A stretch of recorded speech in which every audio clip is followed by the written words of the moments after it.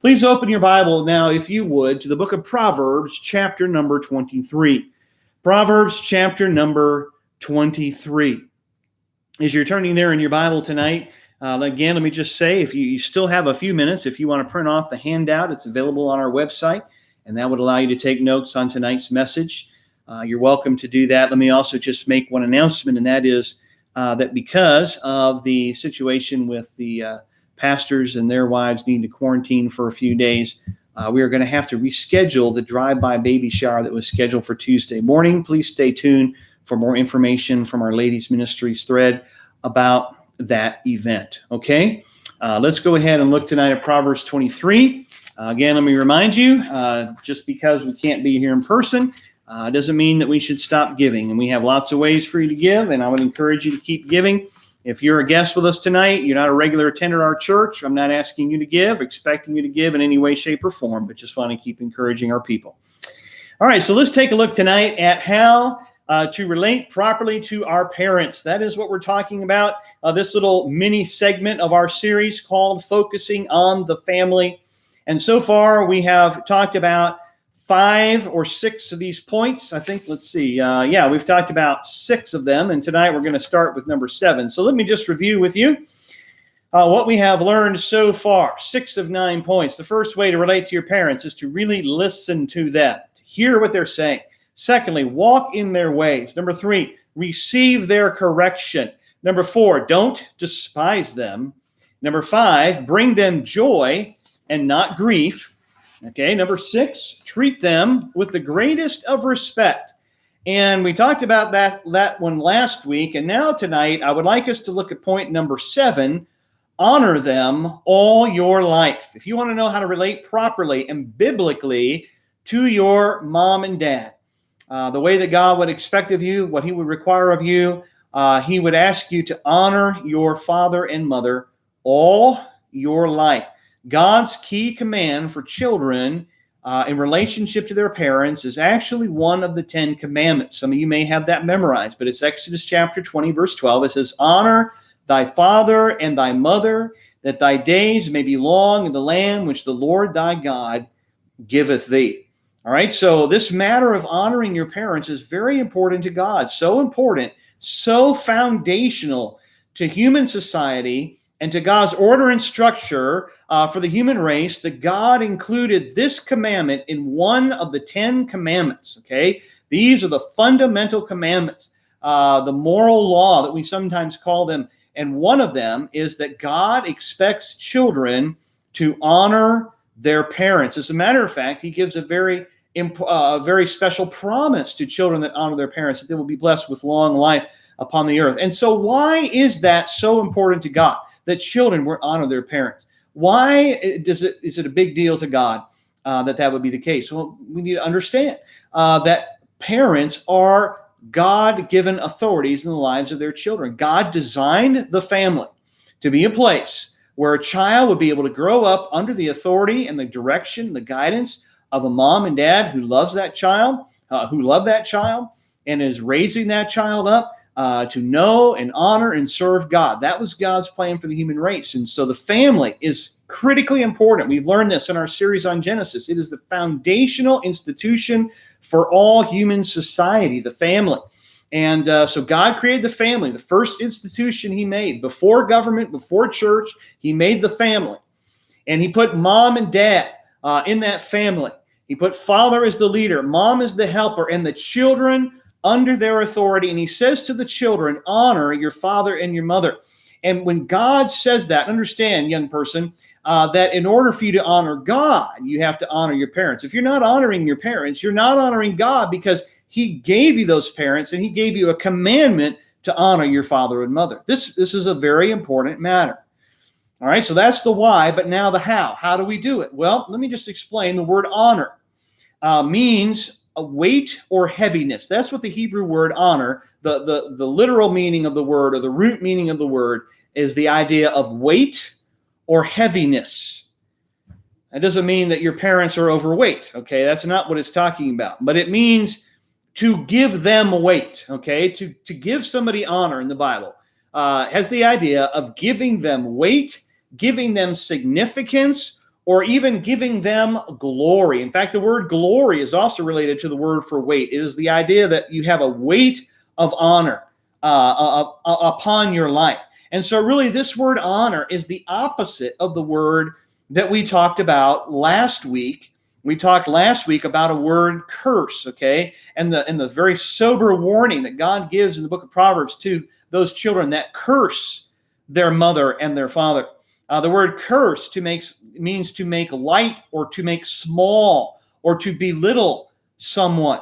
But to honor them means to make a big deal out of them. It means to weigh someone down with glory.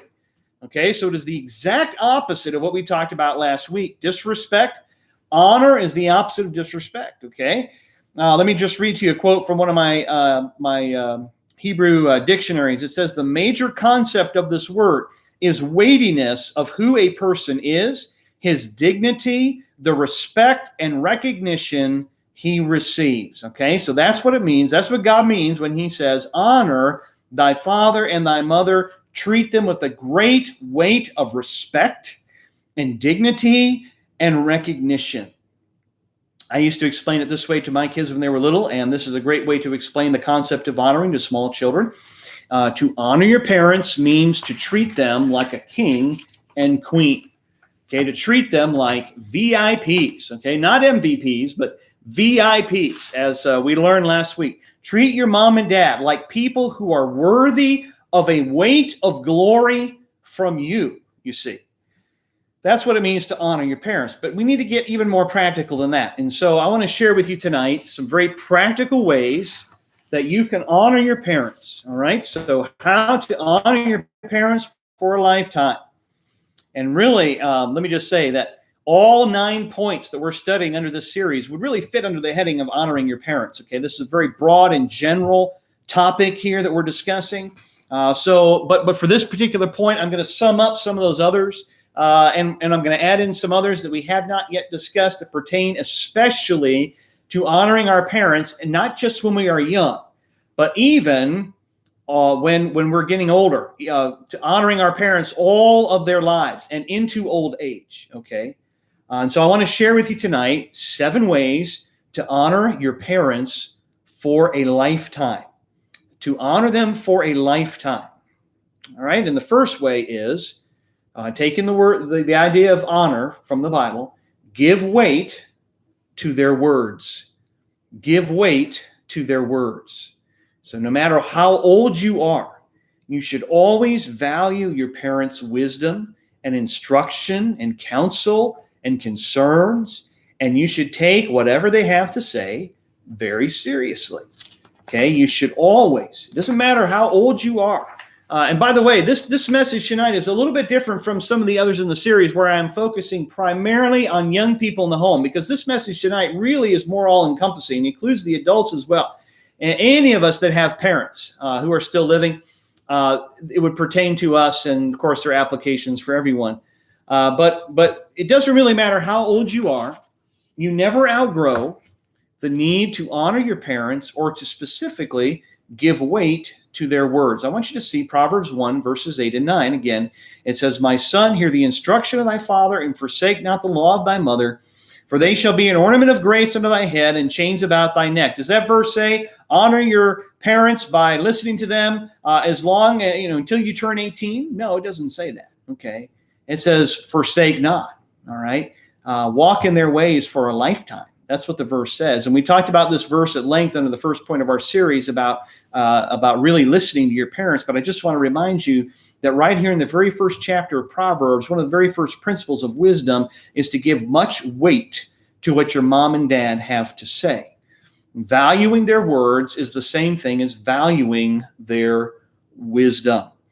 And you know what, young person, if I could just speak to you for a moment, it's good for you to understand that your parents have accumulated more life wisdom and godly wisdom that you have so far in your relatively short time here on planet Earth. Okay, sometimes young people, teenagers, or young adults will go through a phase of thinking that they have life all figured out and that they don't really need to listen to mom and dad anymore. Okay, And I understand that young people need to, as they get older, particularly as they're transition to adulthood, they need to transition into more of an independent adult state. But young person, young adult, that doesn't mean that you don't need to listen to mom and dad anymore. Okay. No, you should be listening to them more now than ever in your life. All right. Because they have more wisdom than you do. You don't really have it all figured out quite yet. The word sophomore means a wise fool. Okay. And sometimes young people go through a phase of where they think that they've got all of life figured out and nobody can tell them anything. That's not a good mindset to have. The truth of the matter is, you need the wisdom of your parents. You should value it more than ever. And especially in young adulthood, that is a critically important time of life when you need lots of godly counsel. And so you should seek that godly counsel out. Seek it out from your godly, wise mom and dad.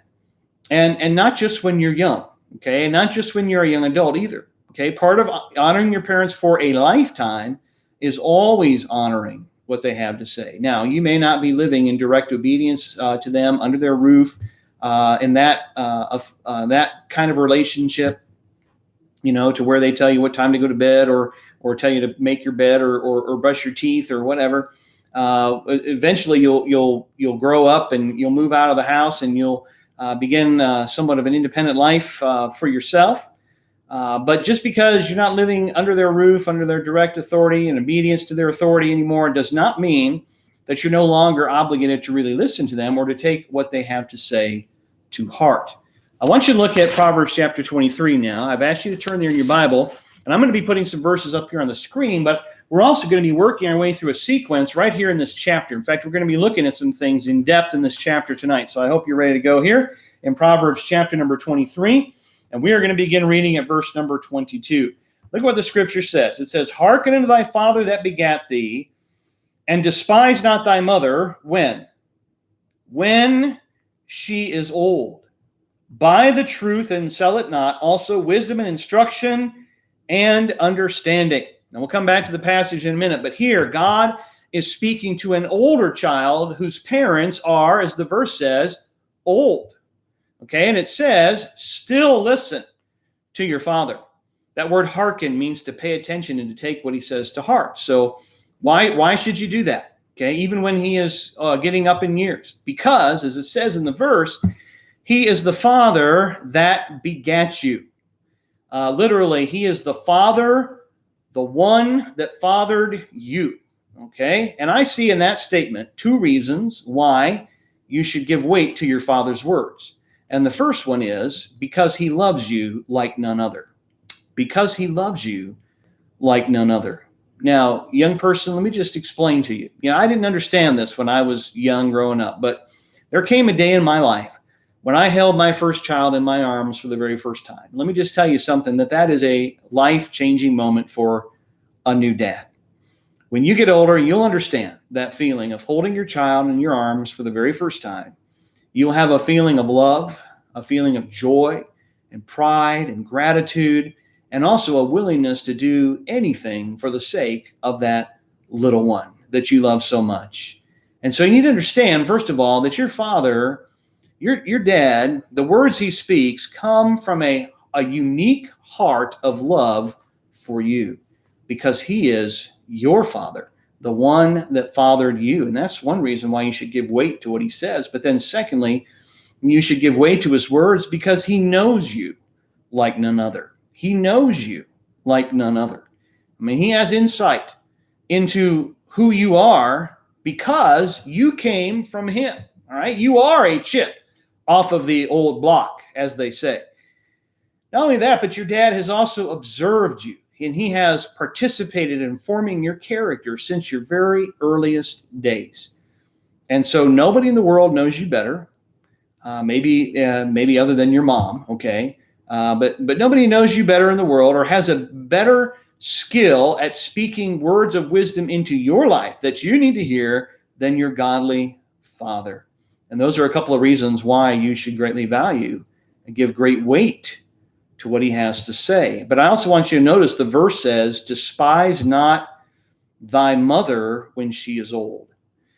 Now, that word despise means to hold somebody in contempt or to view somebody as insignificant. So it's similar to the idea of disrespecting her, but to despise, we talked about that. Don't hold your mother in contempt. Don't view her as being somebody insignificant. Okay, now the word hearken and the word despise not. You see those two words, the two main action words in the verse? Those two words are in parallel in the verse. So this is a type of Hebrew poetry where you're saying two things. You're saying one thing in two different ways. So in other words, one way to despise your mother is to not hearken to her. Okay, to not listen to her, to treat her perspective as or her wisdom as having little value. All right, so that would be the parallel idea here. So the Bible says don't do that. Okay, but rather keep listening to your parents, even when they are old. And the primary way to give weight to the wise words of your parents is to give weight, to give honor in your life to the wise words of God. Because more than anything else, your parents, I'm sure, want you to honor God's word. And that is very important. That would be the prayer, I think, of any of your moms and dads. I think I can speak for them, knowing them, that they want you to walk with God and know God and love God and serve God. And so you give weight to your parents' words by giving weight to the words of God as well. All right, so that's number one. Number one of 7 ways to honor your parents for a lifetime. Give weight to their words. Now, number 2, give weight to their feelings. Give weight to their feelings. Would you look back in our passage and look at verse number 24, very next verse, okay? It says, the father of the righteous shall greatly rejoice, and he that begetteth a wise child shall have joy of him. Do you notice the emphasis on the feelings of your parents in these verses? Okay. Verse 25 says, thy father and thy mother shall be glad, and she that bare thee shall rejoice. In fact, there are 4 words for joy in those first 2 verses. So that tells us that the feelings of your parents matter, okay, that they are important. God's devoted 2 whole verses here to how your parents feel about your life and your choices that you are making.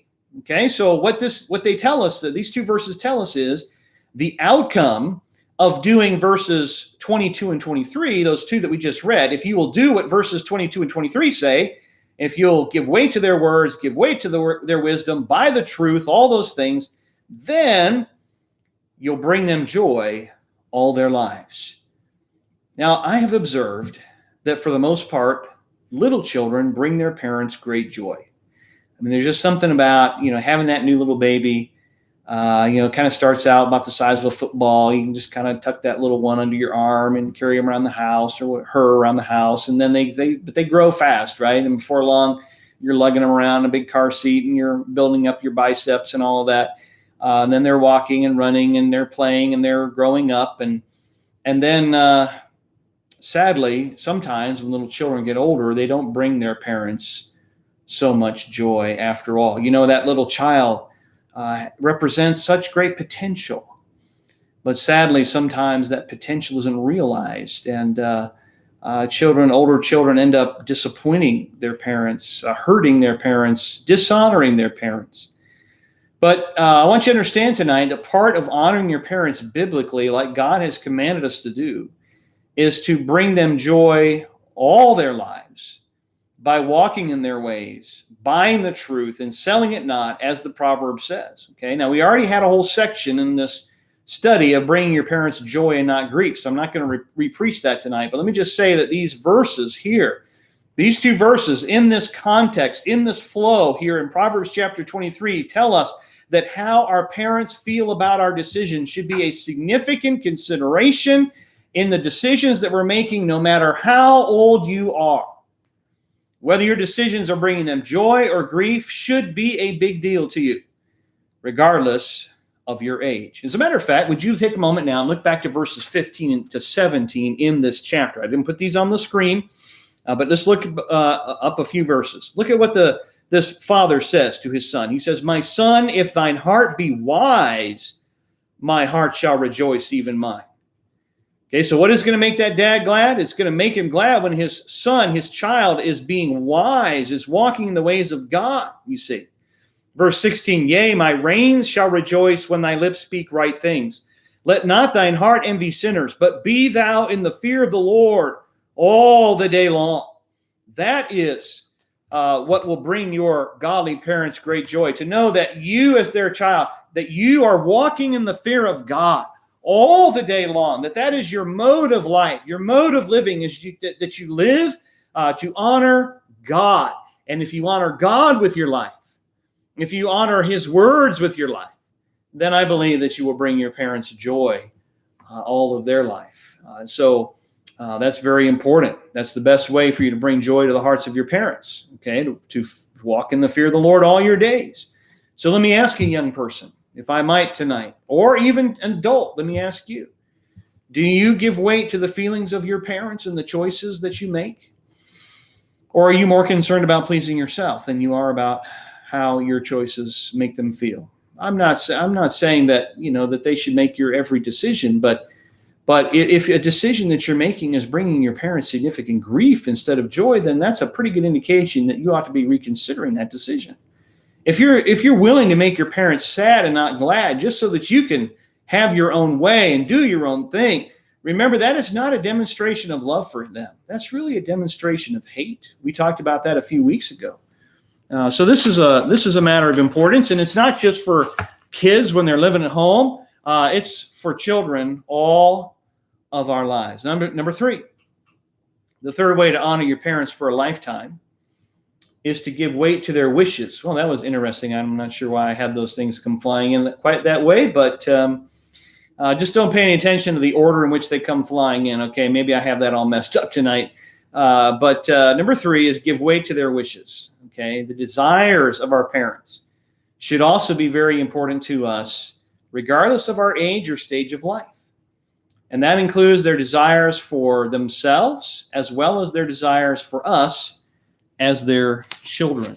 Give weight to their wishes. Would you look again at Proverbs chapter 23? Let's just keep right on going in the context here and look at verse number 26. Verse 26 says, my son, give me thine heart and let thine eyes observe my ways. Now that verse expresses a very strong desire on the part of a godly father for his son to place his heart in his keeping and to follow his godly ways by staying far away from sin. So this is an urgent appeal from the father's heart to his son. And one way for us to honor our parents is by honoring such desires that are expressed like this, okay? Young person, let me just say it, that if your parents sit you down and they express some heartfelt desire for your life regarding perhaps your behavior or your personal habits or some decision that you're contemplating or some direction that you're going or some choices that you're making, if they sit you down and express a heartfelt desire, then you should sit up and pay attention, because that is probably God speaking through your parents to you.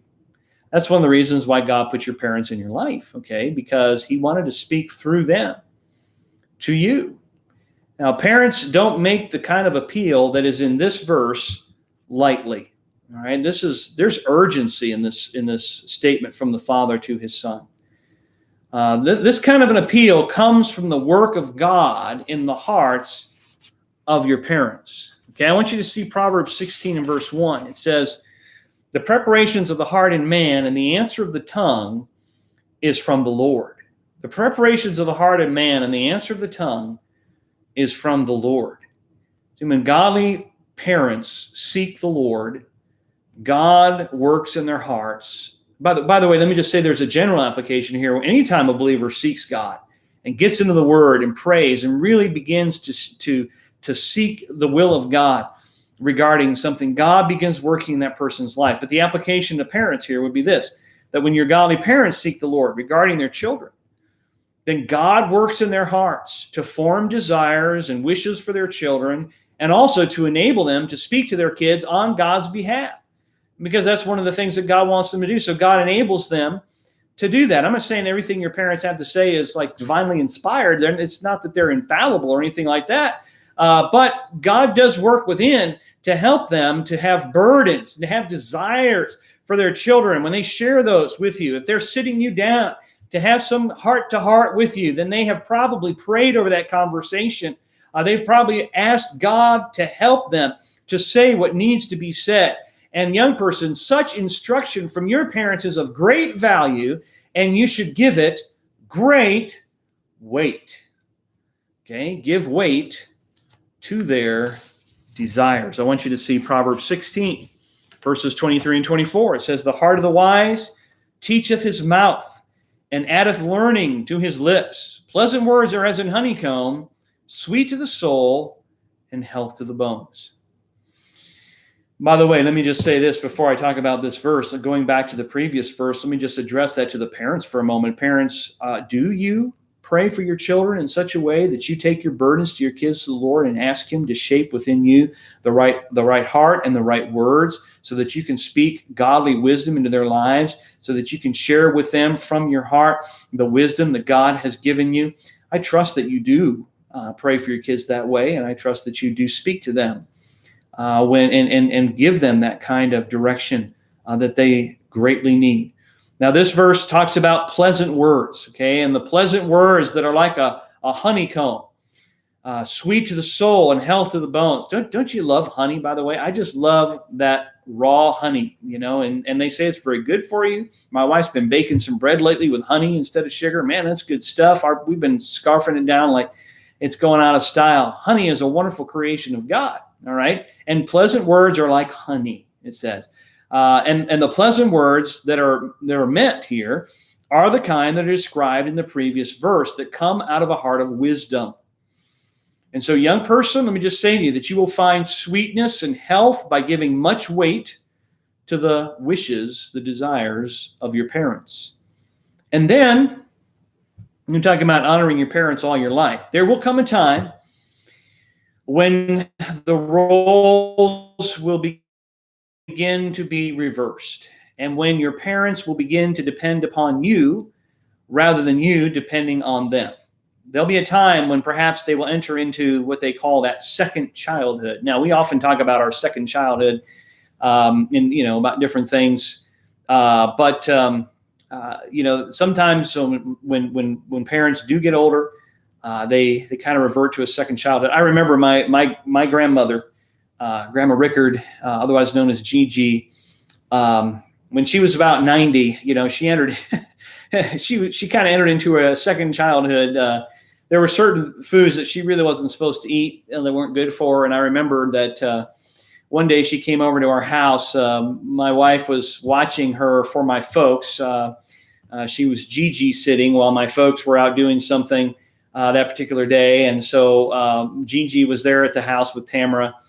And whatever it was she wanted, we had it in our pantry. And she wanted some of that. I don't remember what it was, but it was something she wasn't supposed to have. So my wife said to her, Gigi, you're not supposed to have that. But when my wife wasn't looking, she snuck out to the pantry and she helped herself. I guess you would call that maybe the second childhood. But there's a time when the roles begin to change. As one man has taught, I like his description of different phases of life. When a couple gets married, they go through a time when they need independence from mom and dad. And then there comes a time when there is interdependence with mom and dad. And then there comes a time of dependence when mom and dad are actually depending on their children. But even in that latter phase of life, a godly child seeks to honor the wishes of his parents as much as possible. It may not always be possible to honor the wishes, but as much as possible, you're giving those wishes weight. As a matter of fact, while I was working on this message and I was meditating on this thought, I got a call from somebody who I was talking to him on the phone, somebody who has been seeking to honor the wishes of his mother by allowing her to live in her home in her old age. Now, this is a grown man, okay?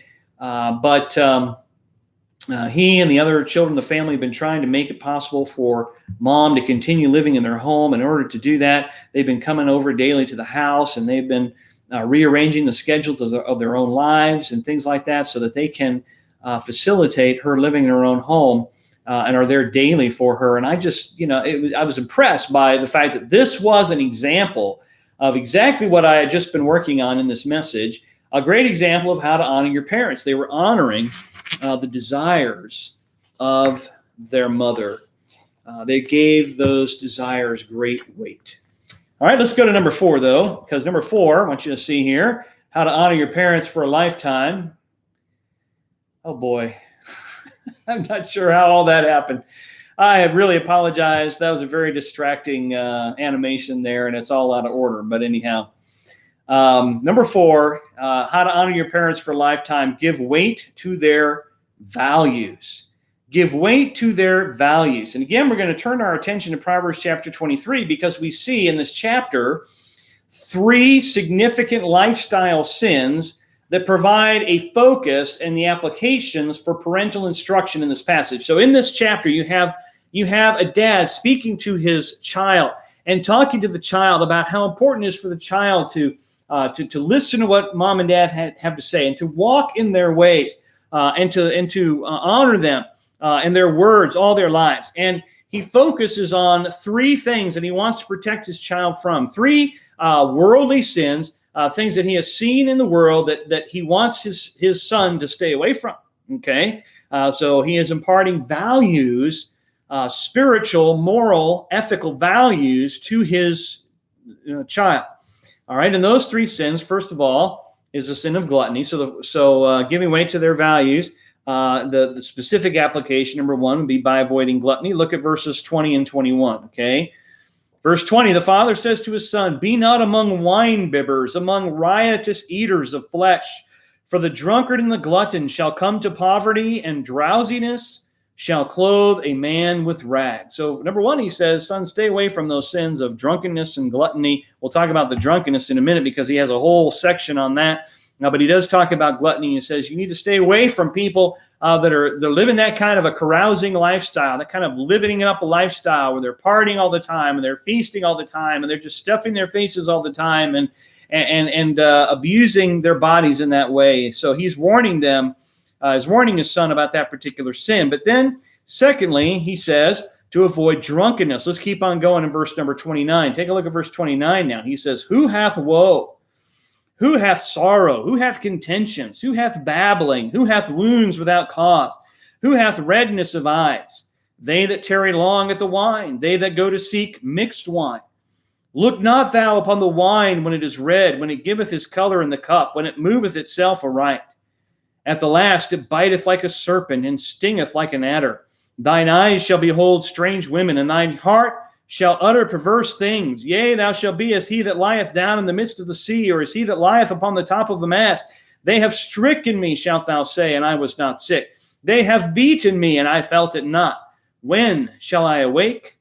I will seek it yet again. Now, there's a lot in that passage about the dangers of alcoholic beverages and the sin of drunkenness in particular, but I want you to notice here that the father takes quite a bit of time to teach his son about the danger of consuming alcohol. He says, stay away from that. As a matter of fact, he doesn't just say, don't get drunk. I want you to take another moment here and take a look at verse number 31. The best way not to fall into drunkenness is to do what the father says to the son in verse 31. Look not thou upon the wine when it is red, when it giveth his color in the cup, when it moveth itself aright. The idea there is, if you're contemplating drinking a beverage and you realize that it is undiluted and has alcoholic content in an undiluted format, don't look at it. Don't drink it. Don't even partake of it. That's the best way to avoid drunkenness. Just abstain from drinking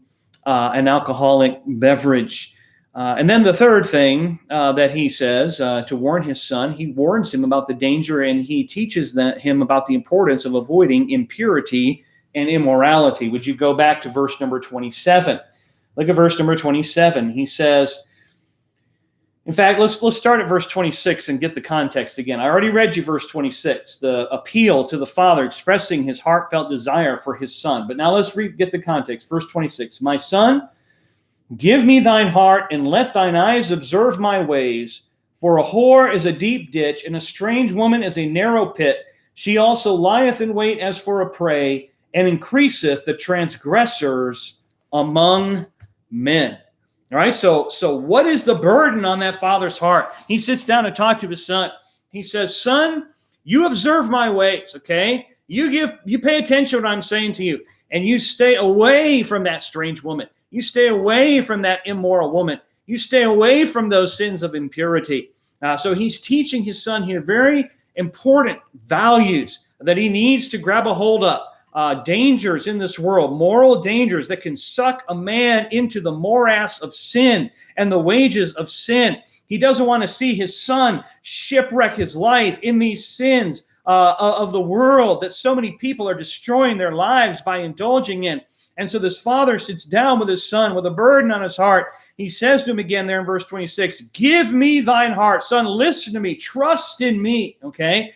Don't trust in what those worldly people say. Don't listen to what you hear on the TV. Don't pay attention to those people at work that are telling you just need to do your own thing and make your own decisions. No, you give your heart to me. You trust in me because I am your father. I love you. I will not steer you wrong. And I want you to know that you have to stay away from some things in this world. It's not just open season out there in the world for a man of God. You got to stay away from some stuff. You got to stay away from the booze. You got to stay away from the immoral women. You got to stay away from the carousing, gluttonous lifestyle. You got to stay away from that stuff. I want you to do like I do. Look again at verse 26. He says, give me thine heart, trust in me, okay? Believe in me, listen to me, and let your eyes observe my ways. You look at how I live my life. What a powerful testimony it is for a godly father to be able to say to his son or daughter, you look at how I live my life. You don't see me living in those types of sins. You don't see me go in that direction. You don't see me marching to the beat of that worldly drum. You see me following Jesus Christ, and I want you to follow me. Observe my ways, walk in my ways, and not in the ways of worldly people. Oh, I come think right now of Psalm 1 comes to my mind. Blessed is the man that walketh not in the counsel of the ungodly, nor standeth in the way of sinners, nor sitteth in the seat of the scornful. But his delight is in the law of the Lord, and in his law doth he meditate day and night. Young person, you need to stay away from the counsel of the ungodly. Don't listen to the worldly wisdom of ungodly people. Don't stand in that way of sinners. Don't allow yourself to be enticed so that you're spending more and more time in the company of evil people. Don't allow yourself to be sucked down that worldly path so that eventually you plant yourself in the scorner's seat where you yourself are living in those sins and mocking at the things of God, breaking the heart of your godly mom and dad. Don't go that way, young person. But follow the example of your godly parents. Now, I want you to notice here as well, if I can make this application. I want to make this application in teaching children purity. You know, we've talked about purity a couple of times in this series. And this is a responsibility that parents have for their children, specifically fathers, because remember, Dad, we read it this morning, Ephesians 6, it's your responsibility. Ye fathers, God says, bring up your children in the nurture and admonition of the Lord. So it is your responsibility primarily to teach your children about purity. And boy, that's very important in the world in which we live today. And so you need to make sure as a dad that you're teaching your kids about how to protect themselves from temptation to impurity. I want you to notice what he says about his eyes. He says, let your eyes observe my ways. And you know what? If your child is watching how you live your life, you know what that includes? That also means he's looking to see what you are looking at or what you are not looking at. You know, part of his eyes observing your ways is his eyes are observing your eyes. And your child is going to take his or her cue from you. And so one of the best ways to teach your kids the importance of purity is not to allow them to see you looking at impurity. And Father, you should set that bar high. You know, this is one of the things that we're attempting to do in our house is we want to have a high bar for, if we watch a video or something that there's no immodesty or impurity there that would be a temptation in any way, shape, or form. And even if it's not quote unquote that bad, then we might have to quit watching that video because it's very important to set a high bar in this area so that our young people can see this matter of purity is important. So I'm going to tell you right now, I have talked to many young adults who are struggling with the sin of impurity, and it is rife in our society today. And so, dads, godly fathers who are watching this broadcast tonight, I don't know who's out there, all of you out there tonight, but let me just say, we got some work to do. We have to wade into the fray on behalf of our children and teach them those godly values. And young person, your responsibility is to give weight to those values. Give weight to what you have received from your godly mom and dad. And no, it may not be the same as what all the other families are doing. Like I talked about that this morning with Noah. You know, you can just imagine how Noah must have had some conversations with his boys, Shem, Ham, and Japheth, when they were growing up. You know, why is our family so much different from all the other families? Even everybody else in our family, we're just different. I mean, we're just weird, Dad. We stick out like a sore thumb. Well, how come we're not like everybody else? And Noah had to tell his boys, son, I want you to look me in the eye now. I want you to listen to what I'm going to say. I want you to understand we are different. And it's not because we just want to be different. It's because we call upon the name of the Lord. And so there's going to have to be some times where you have that conversation with your children. There are many other godly values besides the three that are mentioned in this passage that should be passed down from parents to children. But young person or young adult here tonight, let me just say to you, if I could for a moment, that if you think your godly parents would be displeased or ashamed or uncomfortable with something that you are doing, then you know what? That's a pretty sure indication that God is not pleased with what you're doing either. Because you're getting a reflection of the holiness of God from your parents. That's exactly the way it's supposed to be. So if you think mom and dad wouldn't be comfortable with it, if you think they would be ashamed, if you think their hearts would be grieved by the lifestyle choice that you're making, then you should be pretty sure God is displeased, that he isn't rejoicing at that choice that you're making either. Proverbs chapter 22 and verse number 28 says, "Remove not the ancient landmark which thy fathers have set." And I preached that verse a few weeks ago. I'm not going to preach it again. Remember, those landmarks, I'm making an application here as values, okay? Because values are a kind of landmark. They are a boundary, okay? You know, we don't cross this line, okay? This is where we stay, and this is out of bounds. And young person, if your godly parents have given you some godly values, some landmarks, some boundaries, if they've set them, don't walk away from your parents' values. That's going to be a mistake every single time. Now, one of the problems in the world in which we're living today, and by the way, this has been a problem going all the way back to Adam and Eve. I mean, we talked about this a couple of weeks ago in Genesis, but I mean, you think about it. Adam and Eve knew God, walked with God, loved God. Their son Cain talked to God, rejected God. His son knew nothing about God. Two generations. I mean, two generations there. From intimate knowledge of God to zero knowledge of God. And that's what can so easily happen if parents do not intentionally do what this father in Proverbs chapter 23 was doing and engage intentionally with his children. And also, if children do not intentionally honor and walk in the ways and the values of their godly mom and dad. Well, I have a lot more here tonight, but I am going to pause right there in my outline. So we've talked about 4 of the 7 ways to honor your parents all their lives, for a lifetime. And next Sunday night, Lord willing, we'll come back and we will finish this up, and we'll talk about some case studies at the end as well, so that we can make these applications very concrete. But tonight, as I close, I just want to ask you, wherever you are tonight, would you just take a moment to bow your head right there at home? Okay, it doesn't matter if there's other people sitting in the room or not. This is invitation time. We're not in the auditorium tonight to give a in-person invitation, but let's just take a moment right now to have some invitation time at home. Okay, would you just take a moment to ask God to make the applications to your life that need to be made? Maybe the Lord very clearly put his finger on some things in your life that need to change. If so, would you cement those decisions right now with the Lord by acknowledging to God the area that needs to change? And would you pray for his grace to make that change? And would you purpose to put it into motion? Again, I am preaching about the family this year on Sunday night because this is part of our theme. Remember, pursue holiness, follow holiness, Hebrews 12 says, without which no man shall see the Lord. And we need holiness at home. That's really where our holiness or lack thereof is revealed many times.